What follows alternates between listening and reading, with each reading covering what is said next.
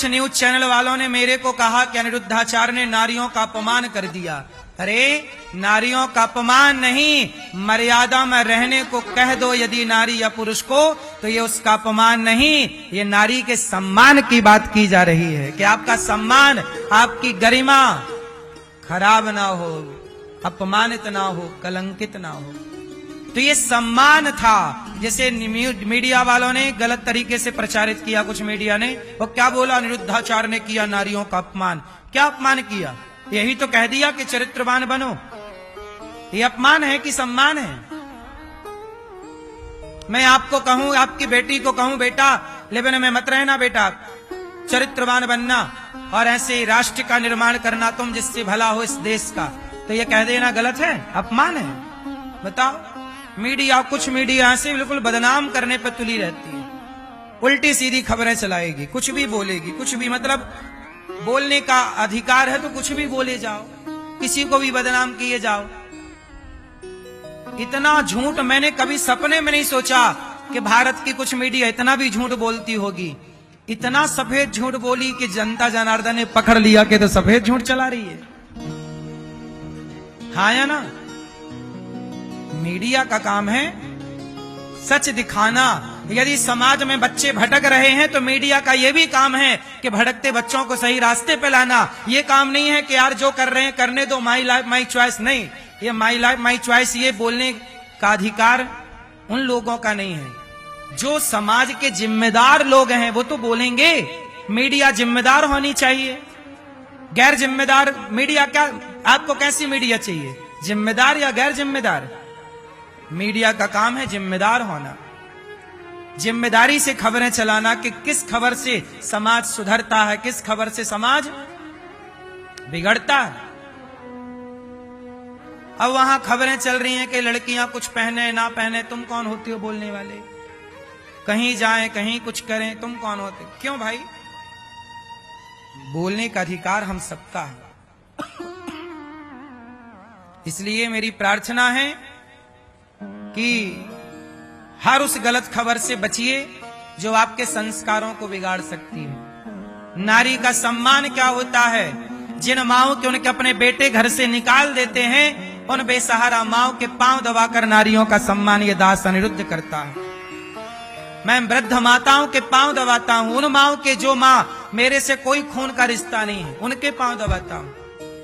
तुम तो केवल नारी के सम्मान की बात करते हो, हम तो करके दिखाते हैं सम्मान। और फिर भी आरोप हम पे ही लगता है कि हम नारी का अपमान करते हैं। अब बताइए, मतलब उल्टा चोर कोतवाल को डांटे नहीं के लिए कहावत है।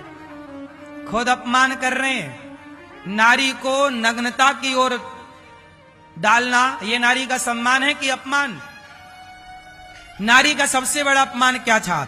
जब द्रौपदी के कपड़े उतारे गए, वो नारी का सम्मान था कि अपमान था? बोलो। नारी के कपड़े उतारे जाना यही धरती का सबसे बड़ा अपमान है, नारी जात का। और आज बॉलीवुड कपड़े उतरवा रही है नारियों के, तो बॉलीवुड सबसे ज्यादा अपमान कर रही है ना नारियों का। जरा जरा से कपड़े में पिक्चरें बनवा रही है, तो क्या ये नारियों का अपमान नहीं है? कपड़े उतारना अपमान है नारी को, कपड़ा पहनने का कह दो तो ये अपमान नहीं है। और मैंने पहनने का कह दिया तो मीडिया बोली अनिरुद्धाचार्य ने किया नारियों का अपमान। मतलब द्वापर से कलयुग आते आते क्या हो गया? उल्टा हो गया।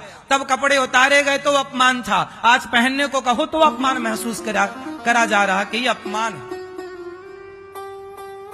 उल्टा है कि नहीं? कलयुग तो आज उल्टी गंगा बहा रहा है। ये कलयुग है, उल्टा है, यहां सीधा नहीं चल रहा कुछ। सही है कि गलत है? इसलिए पहले ये तो समझ लें ये लोग कि परिभाषा अपमान की है क्या? अपमान की परिभाषा क्या है? अपमान की परिभाषा क्या होती है बताइए? बोलो। चोर को चोर कह देना ये चोर का अपमान है क्या?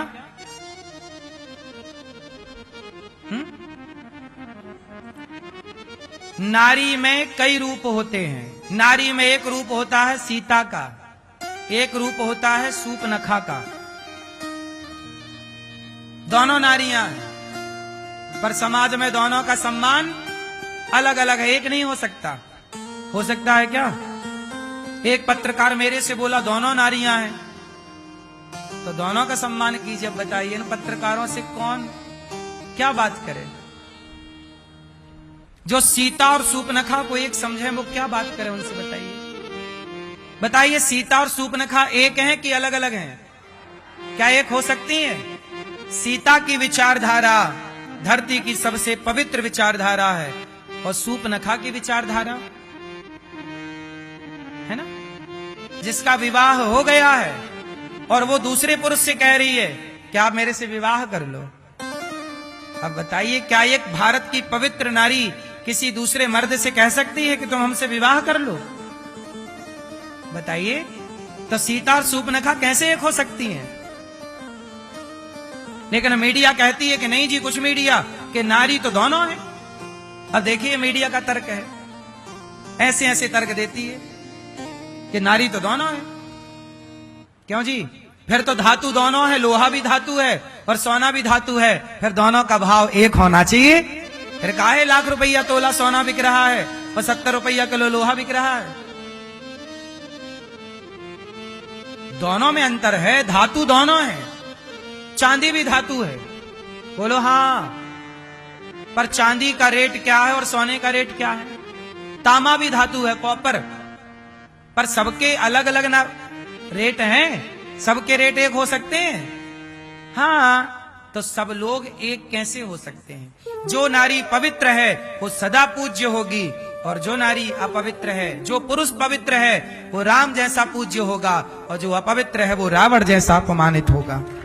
जो सीता पवित्र है वो सीता जैसी पूज्या होगी और जो सूर्पनखा जैसी विचारधारा है उसको समाज स्वीकार नहीं करती। राम ने स्वीकार नहीं किया सूर्पनखा को, नाक कान काट के भेजना पड़ा। बोलो हाँ।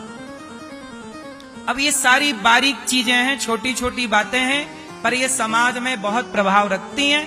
अब आजकल सब एक भाव हो गया है, सब एक है। सब एक नहीं हो सकता। सब एक कर लोगे व्यवस्था बिगड़ जाएगी। सब एक करना है तो सबके दाम एक कर दो, सोने के दाम जैसे सबके दाम, या लोहे के दाम जैसा सोना को भी बेचो। भाई धातु है तो चलो सोने की तरह, लोहे की तरह 22 रुपया 70 रुपया किलो बेचते हैं सोना को, बेचो फिर। क्यों भैया? इसलिए व्यक्ति शरीर से महान नहीं होता, व्यक्ति अपने अच्छे श्रेष्ठ विचारों से महान होता है। हाथ पांव तो सबके दो ही हैं, आंख तो दो सबकी हैं, वही पांव वही हाथ वही रफ्तार आपकी है, वही रफ्तार हमारी है। बोलो हाँ। आपके सिर पे बाल हैं, हमारे सिर पे बाल हैं, आपकी आंखों में पलकें यहाँ पे हैं, हमारे भी, आपके भी दो कान हमारे भी दो कान, सबके एक से हैं। स्वामी विवेकानंद जी के भी दो ही कान थे, दो पांव थे, लेकिन खेल किसका है? विचारों का। कोई व्यक्ति शरीर से बड़ा नहीं होता, चमड़ी से सुंदर या असुंदर नहीं होता, जिसके जितने श्रेष्ठ विचार होते हैं वो व्यक्ति उतना महान होता है। इसलिए आप विचारों को बड़ा कीजिए, अपने आप बड़े हो जाएंगे। लड़की हो या लड़का, बोलो हाँ। इसलिए अब सोचिए मैं कैसे कैसे मीडिया से कैसे कैसे निपटता रहता हूं, आप समझ रहे हैं, और वो मुझे बदनाम करने पे कुछ मीडिया तुली रहती है। इसलिए आपको एक बात स्पष्ट कह दूं कि संत लोगों को बदनाम करने का षड्यंत्र चल रहा है।